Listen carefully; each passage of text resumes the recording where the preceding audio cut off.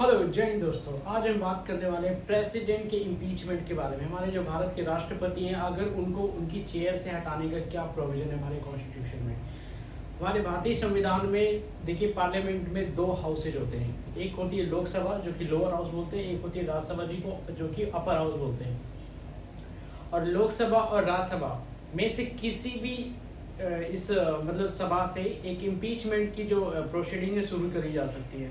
तो राष्ट्रपति को उसके पोस्ट से हटाने का जो प्रोसेस होता है उसको इम्पीचमेंट बोलते हैं, और हिंदी में उसको महाभियोग बोलते हैं।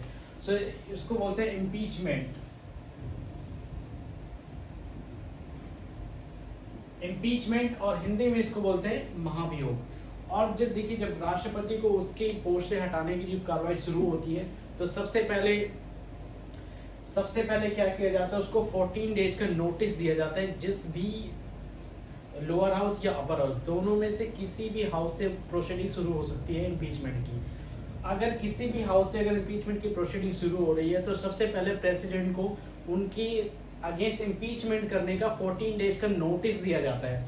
14 डेज का नोटिस ये प्रेसिडेंट को दिया जाता है, और इस 14 डेज के बाद फिर, और ये 14 डेज के जो नोटिस होता है उस हाउस के 1/4 मेंबर से साइन किया होना चाहिए।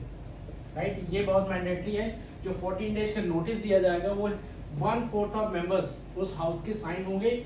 अब ये 14 डेज का नोटिस देने के बाद इसी हाउस में इसी नोटिस पे वोटिंग होगी। उस वोटिंग को पास होने का जो पूरा रेशियो है 2/3 उस हाउस के 2/3 मेंबर्स उस नोटिस के रेजोल्यूशन को पास करेंगे। उसके बाद प्रेसिडेंट का इम्पीचमेंट शुरू होगा। जैसे अगर लोकसभा में इम्पीचमेंट शुरू होता है, तो ये जो मेजोरिटी होगा, नंबर होगा, जैसे लोकसभा की जो टोटल स्ट्रेंथ है 543 है, राइट। 543 का आप 2/3 करेंगे, तो जितना भी नंबर आएगा उतने नंबर्स प्रेजेंट होने चाहिए उस रेजोल्यूशन को पास करने के लिए। अगर राज्यसभा है, तो राज्यसभा की जो टोटल स्ट्रेंथ होती है वो 250 होती है, और इसका 2/3 करेंगे तो जितना भी नंबर आएगा वो उसके अकॉर्डिंग होगा। तो मतलब उसके बाद जब 2/3 मेंबर्स पास कर लेंगे, उसके बाद उस प्रेसिडेंट का इम्पीचमेंट होगा। इसीलिए कहते हैं कि जो प्रेसिडेंट का जो ऑफिस है, जो प्रेसिडेंट का जो इम्पीचमेंट है, वो क्वासी जुडिशियल नेचर बनाया गया। क्वासी जुडिशियल का मतलब होता है कि प्रेसिडेंट को हटाना उसके पोस्ट से इतना आसान नहीं है, क्योंकि उनको हटाने के लिए पहले तो 14 डेज का नोटिस दिया जाता है। उस चार्ज पे पहले इन्वेस्टिगेशन होता है। जब उसका रेजोल्यूशन पास हो जाता है, उसके बाद उसका रेजोल्यूशन होता है प्रेसिडेंट को हटाने का। तो ये बहुत ही कॉम्प्लेक्स प्रोसीजर है प्रेसिडेंट को इम्पीच करने का। आज तक हिस्ट्री में कभी भी भारत के राष्ट्रपति का महाभियोग नहीं किया गया है अभी तक, लेकिन भारत के संविधान में इस चीज का प्रोविजन किया गया है। और ये कॉन्स्टिट्यूशन हमारे भारतीय संविधान के आर्टिकल नंबर 61 में आता है, राइट। 61 के थ्रू भारत के राष्ट्रपति का इम्पीचमेंट किया जाता है। और तो ये टोटल मेंबर्स, सॉरी, इसमें ये नंबर 245 है। राज्यसभा के जो मेंबर्स हैं 245 होते हैं, 543 एंड 245, राइट। 243/20 यही कुछ 164 के आसपास इसका कुछ नंबर आएगा, इसका 362 के आसपास कुछ नंबर आएगा।